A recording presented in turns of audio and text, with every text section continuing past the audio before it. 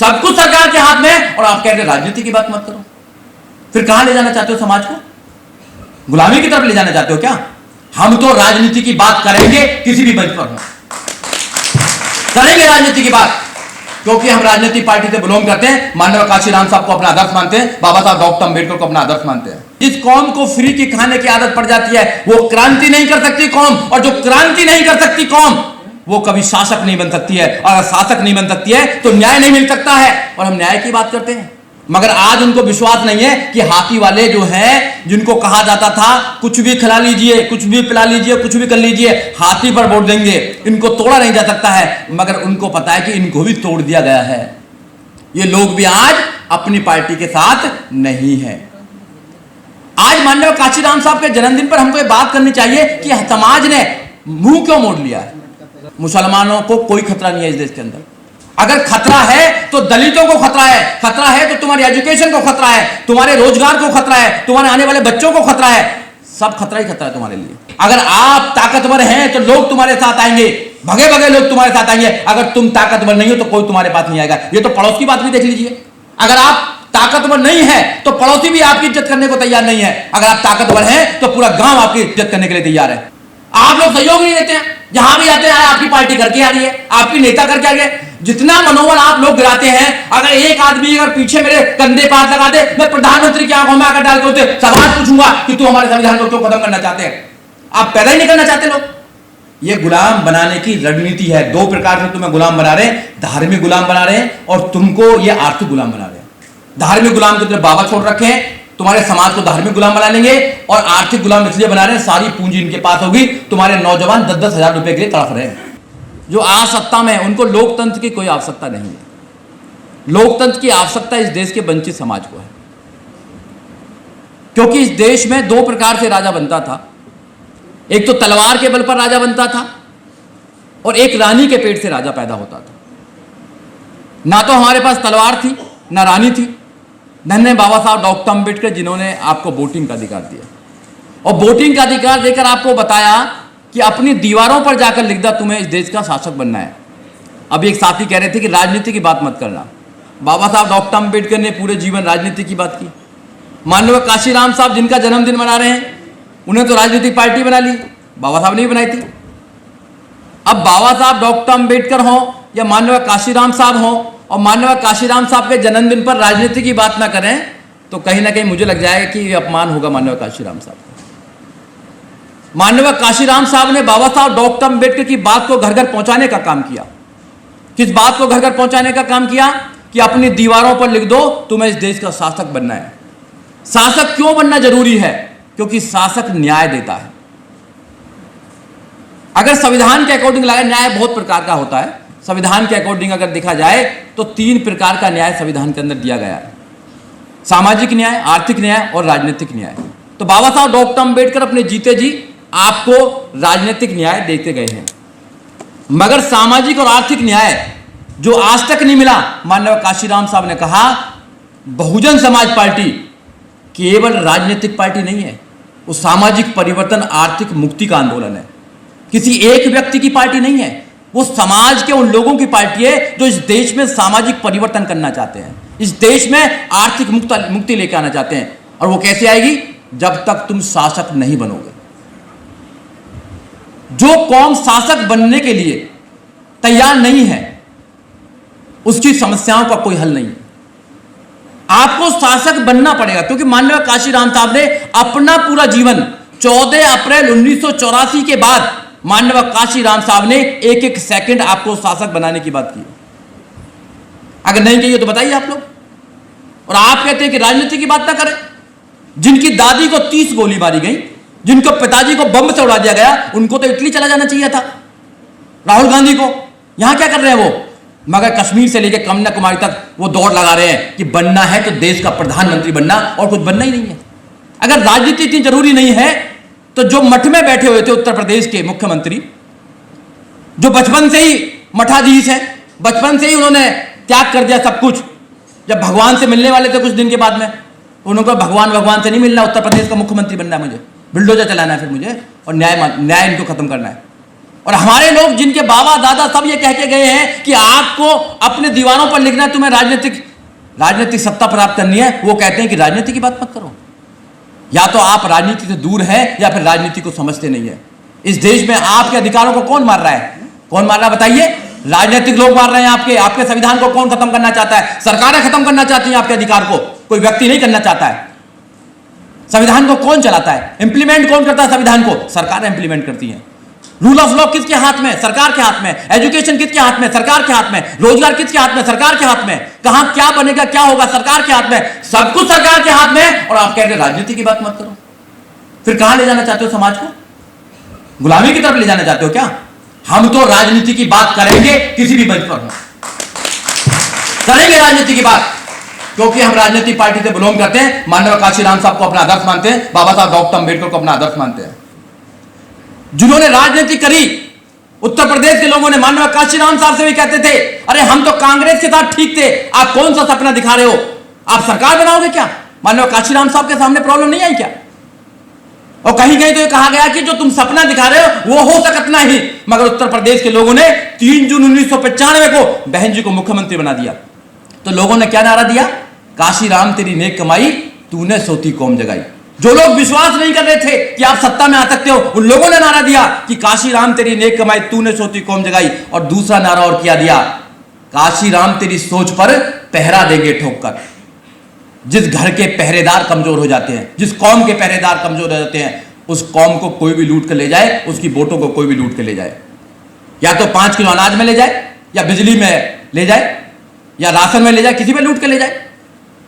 और जो जिस कौम को फ्री की खाने की आदत पड़ जाती है, वो क्रांति नहीं कर सकती कौम। और जो क्रांति नहीं कर सकती कौम, वो कभी शासक नहीं बन सकती है। और अगर शासक नहीं बन सकती है तो न्याय नहीं मिल सकता है। और हम न्याय की बात करते हैं।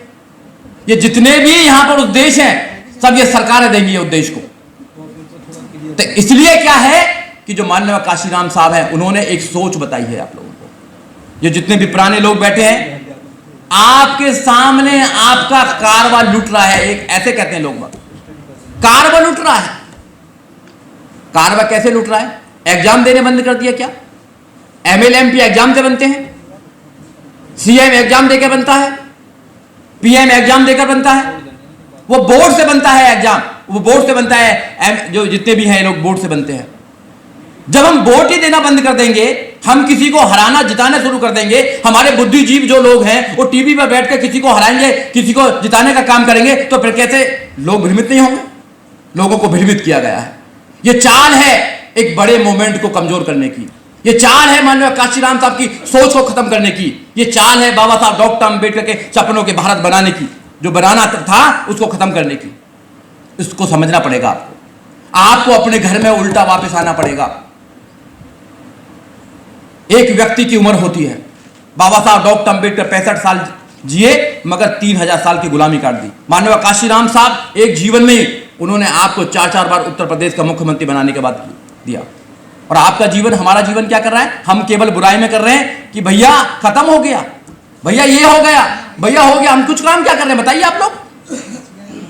हम दिल्ली में रहते हैं, गला फाड़ फाड़ के लोगों को समझाने का काम करते हैं कि अपनी पार्टी को वोट दीजिए, अपनी पार्टी को दीजिए, माननीय काशीराम साहब की सोच को दीजिए, माननीय काशीराम साहब की सोच को आगे बढ़ाइए। लोग क्या कहते हैं? नहीं भैया, हम तो बनिया को वोट देंगे, हम तो बनिया को वोट देंगे। फिर क्या करेंगे भैया? जब आप बनिया को वोट दे रहे हैं और माननीय काशीराम साहब की बात करते हैं, तो कैसे करेंगे फिर बताइए? जब तक तुम्हारा हाथी मजबूत था, जब तक साथी तुम्हारे साथ था, तुम्हारा हाथी कमजोर हुआ, साथी भाग गया। कैसे आप लोग जीतते थे? आप पूरे उत्तर प्रदेश में लगा लीजिए, पूरे देश में लगा लीजिए, अकेले आप नहीं जीत सकते हैं, आपके साथ साथी चाहिए। और साथी कब आता था? मैं तो ग्रेटर नोएडा का हूं, जहां बहन जी का जनपद है। वहां गुर्जर समाज ज्यादा होता है, क्योंकि लोग जानते हैं गुर्जर समाज के वहां बहुत वोट है। बहन जी गुर्जर समाज को वहां पे वोट देती थी। उनको पता था दलित समाज के 70,000 वोट यहां पर हमको मिलते हैं, 70,000 दलित समाज के, और गुर्जर समाज से हमेशा बनता था। मगर आज उनको विश्वास नहीं है कि हाथी वाले जो हैं, जिनको कहा जाता था कुछ भी खिला लीजिए, कुछ भी पिला लीजिए, कुछ भी कर लीजिए, हाथी पर वोट देंगे, इनको तोड़ा नहीं जा सकता है। मगर उनको पता है कि इनको भी तोड़ दिया गया है। ये लोग भी आज अपनी पार्टी के साथ नहीं है। आज माननीय काशीराम साहब के जन्मदिन पर हमको ये बात करनी चाहिए कि समाज ने मुंह क्यों मोड़ लिया है? समाज क्यों नहीं चाहता है माननीय काशीराम साहब के सपनों को भारत बनाने का? इसलिए आप लोगों को समझना पड़ेगा। अगर माननीय काशीराम साहब के जन्मदिन पर आप माननीय काशीराम साहब को अगर कुछ देना चाहते हैं तो उसकी उनकी जो पार्टी है, जो खून पसीने की पार्टी है, उसको जिंदा कीजिए, उसको मजबूत कीजिए। यहां पर माननीय काशीराम साहब ने 53-23 हरदयाल सिंह रोड है, वहां पर से माननीय काशीराम साहब ने कारवा को चलाकर पूरे देश के अंदर, क्या पूरी दुनिया के अंदर कारवा को लेकर गए। वहां पर लोगों को जाना चाहिए, देखना चाहिए, छोटे से एक प्लॉट से माननीय काशीराम साहब ने कहां कहां क्या क्या नहीं कर दिया। हमारी क्या विरासत थी यहां पर बताइए? जिधर भी जाइए आप, दूसरे लोगों की विरासत है, हमारी तो कोई विरासत नहीं है। वैसे तो 800 साल मुस्लिमों ने राज किया, और मैं आपको बताना चाहूं इस देश में मुस्लिमों को कोई खतरा नहीं है, कोई खतरा नहीं है उनको, मुस्लिमों को। ब्राह्मणों की और मुस्लिमों की कोई लड़ाई नहीं है, यह राजनीतिक लड़ाई है, आपको समझना पड़ेगा। यह आप लोगों को दिखाने की लड़ाई है। सही लड़ाई तो हमसे है उनकी, वो हमारे अधिकारों को खत्म करना चाहते हैं। आपको समझना पड़ेगा, आपको दूसरी तरफ सोचने के लिए मजबूर किया जा रहा है कि मुस्लिम दलित मुस्लिम को एक साथ ना आ जाए, ओबीसी एक साथ ना आ जाए, तो ऐसा एक यहां पर एक ऐसा इशू क्रिएट किया जाए जिससे कि पूरे देश में हिंदू मुसलमान की बात की जाए। हिंदुओं के घर में मुसलमान और मुसलमानों के घर में हिंदू है नहीं है? बताइए आप लोग, बड़े बड़े लेवल पे कोई लेना देना नहीं है उनको, मगर एक इशू ऐसा क्रिएट किया जा रहा है कि आपके दिमाग में आया कि भैया इनकी चूड़ी टाइट की जा रही है मुसलमानों की। मुसलमानों को कोई खतरा नहीं है इस देश के अंदर। अगर खतरा है तो दलितों को खतरा है, खतरा है तो तुम्हारी एजुकेशन को खतरा है, तुम्हारे रोजगार को खतरा है, तुम्हारे आने वाले बच्चों को खतरा है, सब खतरा ही खतरा है तुम्हारे लिए। अगर आज भी आप नहीं सुधरे, अगर आज भी आप नहीं माननीय काशीराम साहब की बात को माने, तो फिर देर हो जाएगी, और देर इतनी हो जाएगी कि वो इतने मजबूत हो जाएंगे कि हर जगह उनका कब्जा होगा, हर जगह उनका कब्जा होगा। और जो धर्म की बात करते हैं, धर्म शासक का होता है, जिसका राजा होता है धर्म उसका होता है। जब बहन जी की सरकार थी तो देखिए आप, गौतम बुद्ध यूनिवर्सिटी किसने बनाई? गौतम बुद्ध नगर किसने बनाया? दलित प्रेरणा केंद्र किसने बनाया? बहुजन प्रेरणा केंद्र किसने बनाया? लुटियन जोन में देखिए आप, हजारों करोड़ की जमीन है। यहां पर देखिए आप, सेक्टर 15, सेक्टर 14, 15, 16 और फिल्म सिटी, हजारों करोड़ की जमीन है, और एक तरफ तुम्हारी विरासत बनाने का काम किया था। नकलों को आप देखिए, नकलों में क्या करा उन्होंने। तो इसलिए आपको समझना पड़ेगा, जब माननीय काशीराम साहब के रास्ते पर चलकर आप लोगों ने, माननीय काशीराम साहब के रास्ते पर चलकर आप लोगों ने बहुजन समाज पार्टी को मजबूत किया, तो बहुजन समाज पार्टी के राज में क्या क्या हुआ? एजुकेशन, जीरो बैलेंस पर एजुकेशन होता था। आपको आज सब कुछ खत्म कर रहे हैं लोग, और हम शांत बैठे हैं, हम केवल बुराई कर रहे हैं। बहन जी घर में है, बहन जी आगे नहीं निकलती हैं, बहन जी वो नहीं करती हैं। मैं केवल दो बात और कहूंगा, समय हो गया, दो बात और कहूंगा। अभी हमारी मीटिंग बहन जी से होती रहती है, यहाँ साथी होंगे जो साथ में भी गए होंगे। हमारी 29 जनवरी को मीटिंग हुई, 17 फरवरी को मीटिंग हुई, और अभी 1 मार्च को भी पूरे देश के लोगों को मीटिंग हुई। हमने बहन जी से सवाल करते हैं, मैं करता हूं सवाल, मुझे कोई परवाह नहीं है, यहां चल रहा है ये, मुझे कोई परवाह नहीं है पद पर रहूं, मैं पदों के लिए बना ही नहीं हूं। मुझे लगता है मेरे जीवन में मुझे क्या करना है बिल्कुल क्लियर है, मुझे बिल्कुल क्लियर। किसी को 1% है, मुझे 1000% क्लियर मुझे क्या करना है देश के अंदर, और क्या मेरी सोच है जब तक मैं जिंदा हूं, क्या करना है। बहन जी ने 2 बात बताई हम लोगों को। बहन जी ने बताया कि इस देश में एक 5,000 करोड़ रुपया लगाकर अपने बेटे की शादी कर रहा था। अंबानी आपने देखा होगा, 4 बार बहन जी के पास फोन आया, 4 बार, कि बहन जी बच्चे को आशीर्वाद देने के लिए आप आ जाओ। बहन जी ने कहा कि मैं इसलिए नहीं गई कि मेरा समाज ये सोचेगा कि धन्ना सेठों के पास चली गई हो, अपने लोगों के पास नहीं है, इसलिए वहां नहीं गई। क्या मैं जाती नहीं? अगर 1000-2000 करोड़ की बात होती, मैं 1 सेकंड में कहती, 1 सेकंड में आ जाता, अगर पैसे की बात ही होती तो। दूसरा बहन जी ने बताया कि जब आकाश जी की शादी हुई तो क्या मैं प्रधानमंत्री को बुलाती तो क्या नहीं आती प्रधानमंत्री। मैंने किसी को इसलिए नहीं बुलाया कि जो समाज है, जो विश्वास करता है मेरे पर, जो विश्वास करता है, वो ये ना सोचने लगे कि बहन जी ने तो दूसरे लोगों को बुलाने का काम कर दिया है, ये तो डर गई हैं। बहन जी किसी से नहीं डरती हैं। आप एक बार जाकर तो देखिए, वो प्यार करती हैं आप लोगों से, वो अपने लोगों से प्यार करती हैं, आपको नेता बनाना चाहती हैं, आपको इस देश में स्थापित करना चाहती हैं, अपनी पार्टी को मजबूत करना चाहती हैं, मगर कुछ मजबूरियां हैं, मजबूरियां होती हैं, आपको समझनी पड़ेगी। आज देश में हालात क्या है आपको देखना पड़ेगा। सब लोग कह रहे हैं कि सबके साथ चले जाओ, सबके साथ चले जाओ। कैसे चले जाएं सबके साथ, बताइए आप। ये जो लोग जो सरकारों में बैठे हुए हैं, ये आपकी बात करते हैं क्या? ये 11 साल तक यहां पर रही आम आदमी पार्टी, आपकी बात करी कोई क्या उसने? अखिलेश जी ने कभी आपकी बात करी क्या? अगर मैं खोलूंगा तो लंबी बात हो जाएगी।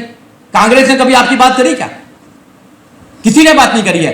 आपको अपनी ताकत बनानी पड़ेगी। अगर आप ताकतवर हैं तो लोग तुम्हारे साथ आएंगे, भगे भगे लोग तुम्हारे साथ आएंगे। अगर तुम ताकतवर नहीं हो तो कोई तुम्हारे पास नहीं आएगा। ये तो पड़ोस की बात भी देख लीजिए। अगर आप ताकतवर नहीं है तो पड़ोसी भी आपकी इज्जत करने को तैयार नहीं है। अगर आप ताकतवर हैं तो पूरा गांव आपकी इज्जत करने के लिए तैयार है। तो आपको ताकतवर बनना पड़ेगा। और ताकत कब होगी आपकी? जब आप अपनी पार्टी को मजबूत करेंगे। अगर आप अपनी पार्टी को मजबूत नहीं करेंगे, कहीं भी चले जाना, किसी भी पार्टी में चले जाना, केवल वहां आपकी कुछ नहीं होने वाला। केवल आप वहां पर चमचागिरी करेंगे और कुछ नहीं करेंगे। सीधी सी बात है। माननीय काशीराम साहब के जन्मदिन पर माननीय काशीराम साहब को सही अगर गिफ्ट देना चाहते हैं तो आपको यहां से तहैया करने जाना पड़ेगा कि साहब आपकी पार्टी को मजबूत करेंगे, आपकी सोच को मजबूत करेंगे, जो आपने रास्ता बताया उसको आगे लेकर जाएंगे, घर घर में लोगों को जागरूक करने का काम करेंगे, पूरे देश में आपकी विचारधारा को फैलाने का काम करेंगे। जब तो बात बनेगी, जब तो बात बन सकती है। और ऐसा नहीं है कि उम्र कोई नंबर है, उम्र तो नंबर है। प्रधानमंत्री तो पूरे देश में जा रहे हैं, कितने नंबर के हैं, कितने एज के हो गए। आप लोगों के पास पूरा अनुभव है पूरी लाइफ का, आपके पास में सब कुछ देखा है। आपने वो दिन देखे जो हम लोगों ने नहीं देखे हैं। आपको तो हमें हमारा साथ देना चाहिए कि आप आगे चलो, लड़ो, आप हम आपके पीछे बैठे हैं। अरे आप लोग अगर मेरे पीछे लड़ जाओ, मैं साले पूरे देश में किसी से लड़ लूंगा।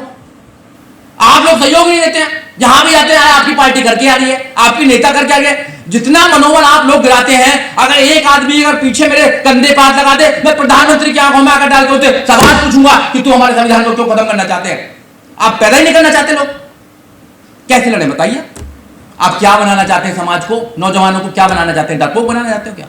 बनाओ तो डरपोक, फिर गुलाम बन जाना। ये गुलाम बनाने की रणनीति है। दो प्रकार से तुम्हें गुलाम बना रहे हैं, धार्मिक गुलाम बना रहे हैं और तुमको ये आर्थिक गुलाम बना रहे हैं। धार्मिक गुलाम तो तुमने बाबा छोड़ रखे हैं, तुम्हारे समाज को धार्मिक गुलाम बना लेंगे। और आर्थिक गुलाम इसलिए बना रहे हैं, सारी पूंजी इनके पास होगी। तुम्हारे नौजवान 10-10 हजार रुपए के लिए तड़प रहे हैं। कुछ दिन के बाद में सब कुछ हो जाएगा, खत्म हो जाएगा, फिर आप ढूंढते रहना, फिर आप बुराई करते रहना, कुछ बचने वाला नहीं है। इसलिए आज भी समय है, बचा लीजिए, ताकत एक जगह लगा दीजिए, ताकत एक जगह लगा दीजिए। 2027 में आने वाला उत्तर प्रदेश का चुनाव, 2007 में तुमने क्रांति लेकर आए थे, 2027 का नाम कर दीजिए। कुछ भी हो हमें नहीं देखना, हमको हाथी देखना है। जगह जगह लोगों को पहुंचाइए। और माननीय काशीराम साहब तो ये भी कहते थे, पता है एक बात होती कि भैया अपने साले को समझाओ, ऐसे कहते थे ना। वो अपने साले को समझाएगा, फिर वो अपने साले को समझाएगा, फिर वो अपने साले को समझाएगा, फिर कौन सा साला बचेगा जो नहीं समझेगा। ऐसे कहते थे, ऐसे बताया था, आज ही किसी ने बताया था, उनके साथ रहते थे, ऐसे बताते ना, ऐसे था ना। हाँ, तो मैंने ऐसे बोलते थे कि साहब तो गाली भी देते थे। मैंने की गाली देते थे, कोई नहीं जाता था, नालायक बोलते थे, तो कोई नहीं जाता था। मैंने की उसके पास इसलिए नहीं जाते थे कि लोग उन पर ट्रस्ट करते थे। तो उनकी बातों में सच्चाई है, आप उनकी बातों को मानो। साहब आज हमारे बीच में नहीं है, सारा दिन से नहीं है, मगर उनका विचार एक एक है, ऑडियो कैसेट में है, किताबों में है। AR अकेला जी हैं, उन्होंने भी उनको बनाया है। और मान नंबर बैठे हुए हैं केसी पीपल साहब, जिन्होंने कैडर दिए हैं।